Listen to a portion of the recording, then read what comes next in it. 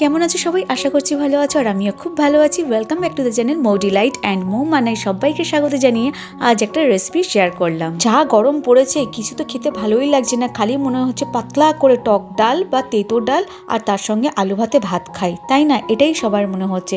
তো আজ একটা রেসিপি তোমাদের সঙ্গে শেয়ার করছি, সেটা ডালের রেসিপি। আমরা তো টক ডাল খেয়েছি, তেঁতো ডাল খেয়েছি, মানে উচ্ছে দিয়ে ডাল খেয়েছি, বাট এরকম ধরনের ডালটা আমি এই বছরে প্রথমবার ট্রাই করলাম। তবে এই রেসিপিটা মা ঠাকুমার কাছ থেকে শেখা নয়, এই রেসিপিটা সোশ্যাল প্ল্যাটফর্ম থেকেই শেখা।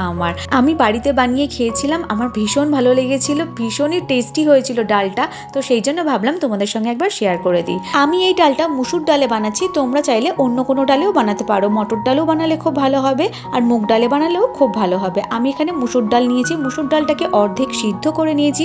সিদ্ধ করে নেওয়ার পরে এর মধ্যে আমি দিয়ে দিলাম ডাঁটা, আর তারপরে দিয়ে দিলাম কিছুটা লাউ আর ডাঁটা দিয়ে এবারে ডালটাকে খুব ভালো করে সিদ্ধ করে নেবো। আমি এই ডালের রেসিপির প্রসেসটা একটু অন্য রকমের বাঙালিয়ানা ভাবে করছি, তো তোমরা চাইলে অন্য প্রসেসেও করতে পারো এটাকে। ডাঁটা আর লাউটা দেওয়ার পরে তোমরা যে কাজটা করবে সেটা হচ্ছে হলুদ আর নুনটা তার সাথে সাথেই দিয়ে দেবে। দেওয়ার পরে খুব ভালো করে এটাকে সিদ্ধ করে নিতে হবে।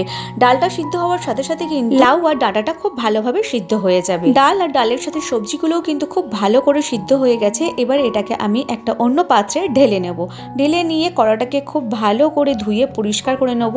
হ্যাঁ, যেটা আমরা করে থাকি সব সময়, এর মধ্যে একটুখানি জল দিয়ে কড়াটাকে ভালো করে ধুয়ে তারপরে এই জলটাই আবার আমরা ডালে ঢেলে দিই। এটা আমরা সবাই করি।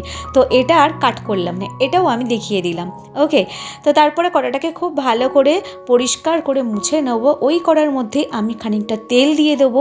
তেলটা অবশ্যই সর্ষের তেল হতে হবে, সর্ষের তেল ছাড়া তো রান্না জমে না, তাই না? সর্ষের তেলটা খুব ভালো করে গরম করা হয়ে গেলে এর মধ্যে আমি দিয়ে দেবো কিছুটা উচ্ছে। আমি আগে থাকতে কেটে রেখেছিলাম, সেটা তো আর শেয়ার করিনি, বাট এখন দেখিয়ে দিলাম। উচ্ছেটাকে খুব ভালো করে ভেজে নেবো, তবে তার আগে এর মধ্যে আমি দেবো কিছুটা নুন আর কিছুটা হলুদ আর নুন দিয়ে আমরা আধ ভাজা করবো, একদম কড়কড়ে করে ভাজা করব না, যেটা আমরা ভাতের সঙ্গে খাই সেরকম ভাজা করব না, মানে আধ ভাজা আমরা করব, যেটা আমাদের ডালে যাবে। তো সেই জন্যই উচ্ছেটা ফ্রাই করা হচ্ছে। তো যতক্ষণ উচ্ছেটা ফ্রাই হচ্ছে ততক্ষণ এইদিকে আমি এই কাজটা সেরে ফেলি। এখানে একটু গরম জল বসিয়ে দিচ্ছি, যেটা আমাদের পরে কাজে লাগবে।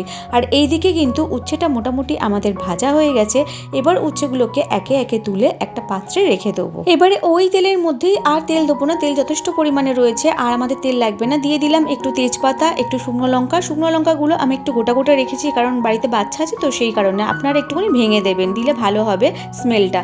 আর এর মধ্যে দিয়ে দিয়েছি একটু গোটা জিরে। দেওয়ার পরে একটু হালকা করে ফ্রাই করে নিয়েছি। ফ্রাই করে নেওয়ার পরে আমি দিয়ে দিচ্ছি একটু আদা বাটা, অল্প করে একটু আদা বাটা দেবেন, তাহলে কিন্তু ডালের টেস্টটা দ্বিগুণ হয়ে যায়। তারপরে হালকা করে একটু ফ্রাই করে নিয়েছি, একদম পুড়িয়ে ফেলবেন না, অল্প একটু ফ্রাই করবেন। করার পরে ডালটা এর মধ্যে দিয়ে দেবেন, ব্যাস কমপ্লিট প্রসেস। এবারে শুধু ডালটা ফুটে উঠবে, ভালো করে ফুটে উঠলে আমরা নামিয়ে নেবো। একটা কথা বলি তোমাদের, ডালটা একটু ঘন করবে, একদম পাতলা ডাল করবে না। পাতলা ডাল করলে এটা খেতে ভালো লাগবে না। এটা একটু ঘন ঘন হলে না ভাত দিয়েও খেতে ভালো লাগে, আর এটা যদি তৈরি করে রেখেও দাও, রাত্রিবেলা যখন রুটি দিয়ে খাবে তখনও কিন্তু ভালো লাগবে। তো ফুটে ওঠার আগে যে কাজটা করতে হবে, আমি তো বলতেই ভুলে গেছি কথা বলতে বলতে, উচ্ছেগুলো দিয়ে দেবে। উচ্ছেগুলো দিয়ে তারপরে ফুটিয়ে নেবে। ফুটিয়ে নিয়ে যখন তোমরা নামাবার সময় তোমরা পারলে একটুখানি গাওয়া ঘি দিয়ে দিতে পারো, বাট আমি এখানে গাওয়া ঘিয়ের ইউজটা করলাম না, কারণ গাওয়া ঘি আমার শাশুড়ি মা ননদ খেতে পছন্দ করে না। তো সেই জন্য ওনাদের জন্য আমি কিন্তু এখানে গাওয়া ঘিটা দিলাম না। তোমরা চাইলে একটু ঘি দিতে পারো, খুব ভালো লাগবে খেতে।